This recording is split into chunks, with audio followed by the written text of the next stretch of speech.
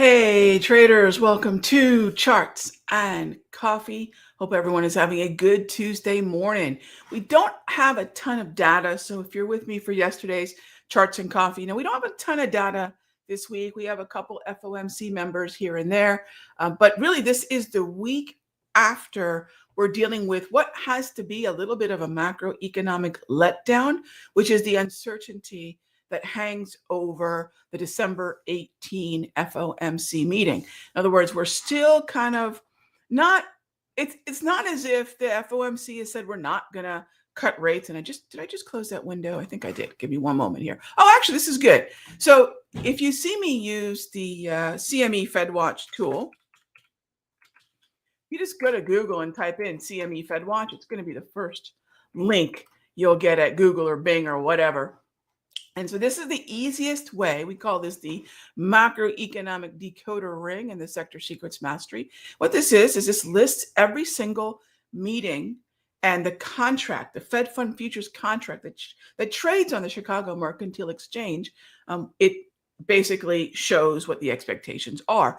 Now, you might say, well, 62% expectation of a rate cut versus only 38% of a rate hold, that would favor the cut. But until we get back above 80, it's still a little bit of a coin toss, believe it or not. And probably the big letdown as we come into this week was the fact that before Jerome Powell opened his mouth late last week, we were up nearly 80%. So this is almost 20% less expectation of that cut. And you might say, Rob, that alone can put a bad mood in the indices. Yes, and here's why. If the Federal Reserve cutting rates is always sort of the fix, the things that then become a problem, the things that we might ignore thinking the Fed's going to cut rates, are now things that might be a whole lot more severe, more impactful, because now the rate cut expectations kind of up in the air. I'm not bearish in this environment in any way. I'm just not at this point always willing to be expecting the higher highs, because again, so much of that was the anticipation of the first cut, which we got in September, and the next cut, which we got in November. And we're not on that path of, there was a lot more thinking that the Federal Reserve is just going to be on a path rather than every meeting being a live meeting where there might be a pause. Equity markets hate a pause. If the Fed's going to cut, just cut. Be consistent about it. Because at the end of the day, whether it's good or bad news, as long as there's certainty around it, we can get about doing what we have to do. And the beginning of this year was a great example of, we kept getting a delay in the rate cut that was expected as early as March this year or as early as May this year. But because it was never a thought that we're not going to get it, equity markets rallied to all-time highs how many times before that first 50 basis point cut in September? Because it was never doubtful that we were going to get it. It was just a delay as to when we were.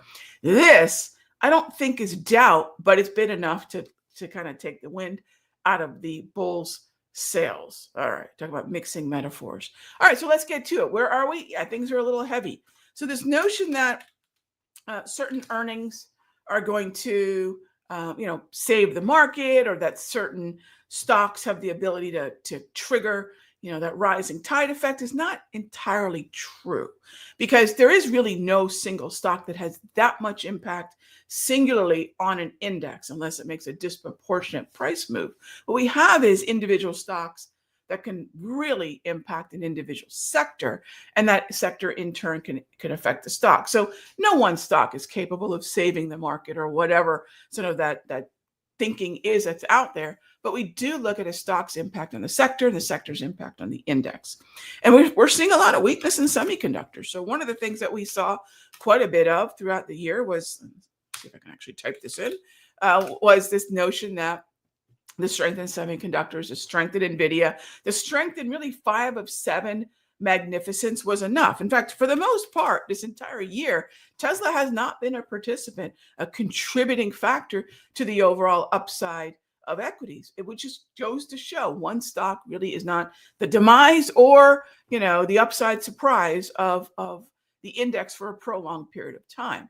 We need that sector, we need that stock broader participation in terms of where those heavy weighted stocks are, the Metas and the Googles of the world, the Amazons, the Teslas, the Apples, the Microsofts, the NVIDIAs, the AVGOs, where they are and how we're moving according to that. So for example, has Meta been really helpful to the overall movement higher? And by the way, when you're looking at this layout, I thought I'd show you all a little bit more what I do in the Sector Secrets Mastery, which is to say we've got the notes on the left side, the 5-minute there just to the right of it. I've got a 1-hour chart, that little sliver in the middle, and then I've got a daily time frame to the right. So I can always look at my notes, whatever trades we've got setting up, my watch list, whatever things we need to be aware or cautious of. Those will be in the notes. 5-minute for day trading, 1 hour for short-term swings, and a longer-term daily for longer-term swings that we might be taking for 2 to 10 days to ultimately the expiration of that contract. Meta is a dumpster fire. I wouldn't touch Meta with a 5-foot pole. Why? Because if I'm looking for consistency in moving higher, I want something that looks a little bit more green like Google. If I'm looking for consistency of anything moving a little bit higher, Amazon's far more, for me, something I want to do. Now, Amazon is a stock that we want to buy. We set this up yesterday, but it did not trigger.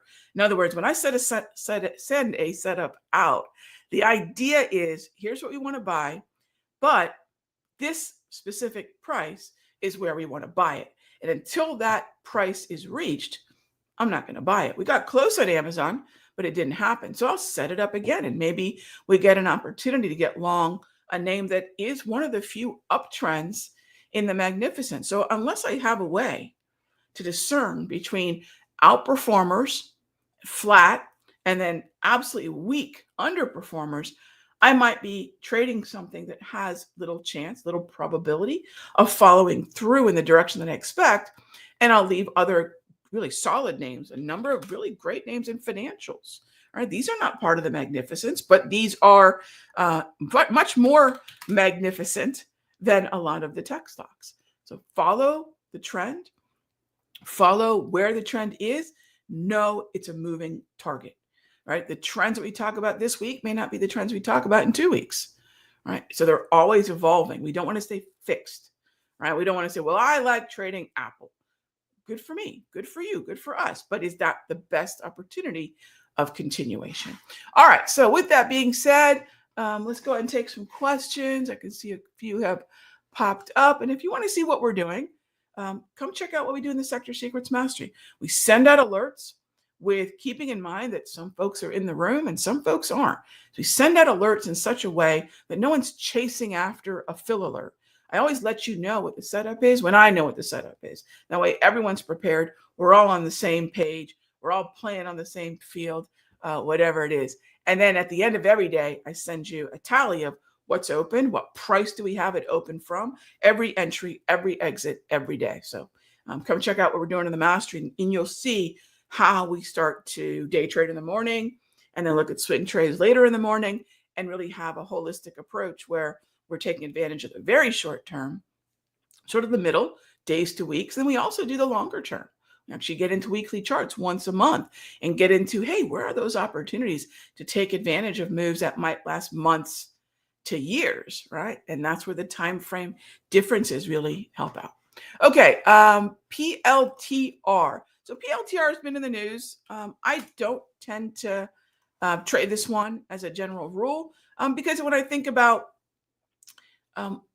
the narrative it has within the indices and the sectors, until that sector or until that narrative wakes up, which it has been. I mean, look, PLTR has been in an uptrend since arguably the first or second week of September. I mean, it's getting a lot of attention now, but it needs a mean reversion. Please, please, please be careful, because there are certain, this is such a great lesson. And thank you for asking the question. Undiscovered. See that candle right there? People chase their average retail trader. And I mean average as in uneducated, watching the news, thinking that's market preparation, doesn't no high that they don't love, right? There's no such thing as a brand new high that they can't trip over and want to grab a piece of. So when I look at something like PLTR, your typical retail trader is going to trip over themselves on the 15th. But in reality, it's the pullback that's going to give us the best risk reward. And even if it's something mild, like the pullback on the 14th, even if it's something milder like a 50% of the last major move type retracement, I won't engage in something like this up here.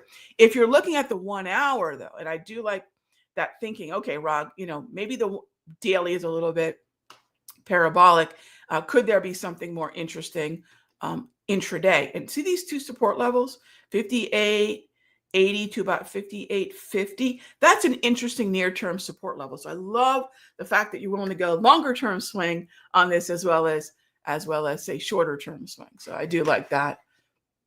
I do like that a lot. All right, next up is, bear with me. And what? Think of other stocks. It just went straight up. Sorry, I'm just looking at one of my other screens here for those of you in the room. All right. So let's say PLTR. I'm trying to think what else had a day like that. Was it Apple? It was one of the Magnificents. Just had one of those straight up days. Yeah, here's another one. Yesterday, the 18th, Apple goes straight up. Here, it's right back down at the lows. Can you imagine buying this close to 230? Right? Those are, when we have chop, even when we have uptrends, you're always going to be at the edge of the tree limb. I think NVIDIA, no, it was Netflix that did something like that yesterday. All right. What don't we want to do? Chase this thing up here at 840, at 845. Where's it going to open? Down at 837 today. Right? Why on earth would I look at a candle that's practically 1.5 inches tall on my screen and say, hey, let's buy that at the high, with the hope that I'm not the highest buy out there, that someone else is going to be willing to buy higher than me? It could happen, but why not buy a dip? Right? If we like the narrative of Netflix continuing to go higher, think of how many, frankly, far better triggers we could have had. The 6th, right? The 12th, even the 13th, the weakness on the 15th. Was the narrative that much different on the 18th and any one of those days where the candle came down into the gray zone? Of course not, right? Of course not. So think about why we have this FOMO of buying at highs with the thought that someone else is going to be buying above the high that we have, as opposed to, hey, this thing is in an uptrend and it pulled back, and chances are it will continue on the journey it's at, right? Very different psychology. And frankly, at this point in my career, I look at exhaustion trading as the way that I'm wired. So, keep that in mind. Everyone's wired a little bit differently. As far as, let's see, question, is there a way to trade options on CL without having access to futures trading? No. Undiscovered? No. You can trade USO if it's liquid, but no, you cannot. You need a futures trading account. With all the geopolitical noise today, would you rather trade the last hour? Dave, no. Would you be able to analyze BE for a long-term hold? And by the way, Dave, what does geopolitical noise have anything to do with the last hour? Is it not going to be noisy in the morning? I'm not sure where you're coming from there, but I seldom trade the last hour of the day. So that's going to be where I'm usually at. As far as Bloom Energy for a longer term, not B, it's a penny stock, right? Am I looking at the right thing? No. BE, no, that's my bad. Hang on. BE, right? Is that what you're asking about? $22, my bad. Longer term? Yeah, please don't buy it at a high. This is where I'm going to come back to, gang. If something's on your radar, please don't let it be because some myopic scanner said, hey, this thing's making new highs, let's get some, or whatever the psychology is to that frenzied Momo buying. If this is the beginning of something important, and by the way, I do agree, B. Jones, I do agree with you. Now that I pulled up the right symbol, right? Anything above about $17.50 has now gotten above a key anchored VWAP and now is above something I call the top tier dots, which is really probably the closest thing you could use, although they're not exact, would be to put a 200 period exponential moving average on the weekly time frame. So barring not having the indicator that I used, that's a pretty distant but good second. Once we've gotten above that, we had two highs back in the week of May 20, back in the week of July 15. Those were resistance levels. Those resistance levels put resistance at about $18. So having gotten above that, it's just looking a lot better. However, I don't want to buy a higher high ever. So let's say we can come back down and test that $18 level. Let's say we come back and retrace 38.2%, 50% of the move from the low of the candle October 21 to the high that we're punching up to this week. Even just a slight retracement. Now you might say, Rog, if I'm holding this for days or weeks, will it really matter? Probably not. Will a $5 or $5.50 improvement make a big deal? But for me, because I put a stop loss, even on my longer term buy and holds, if they don't appreciate by a certain amount in 6 months, if they lose a certain amount of premium, or not premium value, share value in a certain window, I'll cut them loose. So even for my longer term entries, that timing, that pricing is really important. I think people tend to get a little bit lazier about their entries because they figure it's going to be diluted across the scope of years, if not decades, right? So here's the other thing to keep in mind. Who thinks about price when they're buying? Buffett does. People made so much of a big deal that Buffett's not buying, that they're not buying into what all-time highs in the S&P. Clearly, people don't understand the history of what Berkshire Hathaway has done. When did he scoop up Goldman? In '08. Right? So they don't chase highs. So when retail traders go, wait a minute, the goat of investing doesn't want to buy at a higher high like I do, or like the knuckleheads on television are telling me to do, clearly something's wrong. No, they just don't want to be buying at higher highs. Okay. All right. Next up is, what are my thoughts on URA? I haven't been playing uranium or CCJ all that much, Chris. And yesterday would singularly be the dumbest day we could do it. Let's just start. I'm not gonna pull any punches. Buying Netflix yesterday, if it follows through, that's sheer luck. It's just dumb.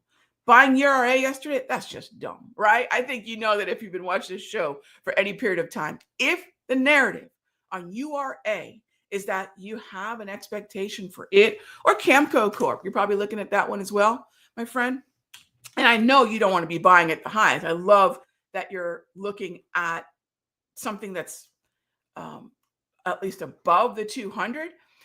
Resistance will be at 34, right? But the notion that I'm going to buy after a big move higher, let me give you another way of looking at it, okay? I have no idea if it gets to 34, but here's why I don't care.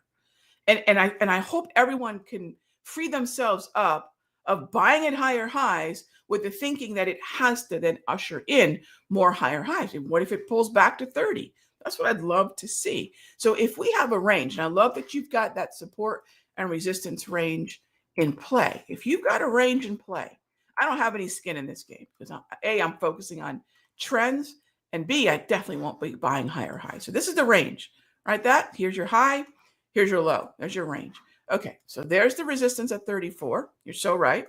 There's your support just below 29.5. Buy in the lower half or the lower quarter of the range. That means all of this was perfectly fine timing to get long calls. But what the psychology is of your average, and frankly, I'll say it, amateur type trader is, oh, it's going up now. Was the narrative not good at $30? Does it need to be at $32 to buy? Was the narrative not good at 29? So that's what I'm really trying to get across to everybody. If we like the narrative of a stock, and it's not because some scanner said, hey, it's making new highs today, jump in, or whatever it is, please step back. And I'm not by any means saying that these are bad names. They're great names. But where we buy from matters, gang, right? It really matters. And I hope at this stage of my career, I can show examples of what I'm doing in the room where we're not buying into higher highs. We're going to buy on the days where most people are thinking, oh, this is the beginning of the end, right? This is where, on a day like 13th or a day like the 14th or a day like the 15th, you're going to learn that's the day that thing is oversold. That's the day that we're near that lower quarter of the range. And if there's going to be a bid, if the buyers are going to step in, let's get in the habit of buying those days, not this day with the thought that I can just take it to 34. When you buy down here, what's really cool? Yesterday was a profit taking day. That's stage 1. Going up to 34 is stage 2, right? And where's the stop in the middle of the zone? For me, if I buy at the bottom, my stop is really close, just below the support. So the risk reward is going to be so much better when you look at a choppy market and say, hey, I'm not going to buy a choppy market on a surge higher. I'm going to buy when it gets down to that support zone. Humor me a little bit, right? Take a range that you like URA, which is great, cut it in half, and then cut that lower half again. Buy in that lower quarter. Take profit halfway, take profit at the top of the range. And if it breaks out, great. That's sort of stage 3 of the trade. And you're going to find your risk reward is going to be so much better. And you get to pay yourself along the way of being right. All right. That's the big, that's really the big difference. So thank you so much, gang, for your questions. I want everyone to have a really fair shot at this game, but we've got to ditch a lot of those things that your typical average, pedestrian retail trader does. And that's they're always buying into higher highs. They see a big candle and think this is the beginning of a move. And it doesn't have to be, most especially in chop. All right. Okay, gang. Thanks as always. I'll see you all tomorrow. Same time, same station.